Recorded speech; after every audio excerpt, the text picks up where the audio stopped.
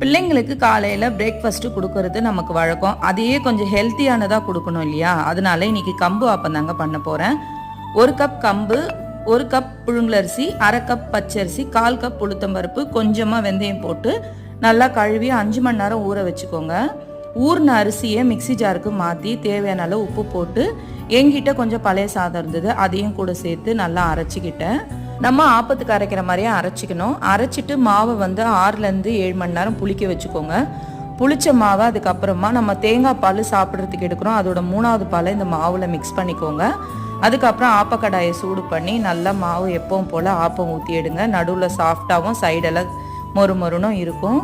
எங்கள் வீட்டில் இருக்கவங்களுக்கெல்லாம் முட்டை கிரேவி வேணும்னு சொன்னாங்க, செஞ்சு கொடுத்துட்டேன். எனக்கு ஆப்பம்னா எப்போவுமே தேங்காய் பால் தாங்க நான் விரும்பி சாப்பிடுவேன். என்னோட குக்கிங் எல்லாம் பிடிச்சிருந்ததுன்னா லைக் பண்ணுங்கள், மறக்காமல் சப்ஸ்கிரைப் பண்ணிக்கோங்க. தேங்க்யூ.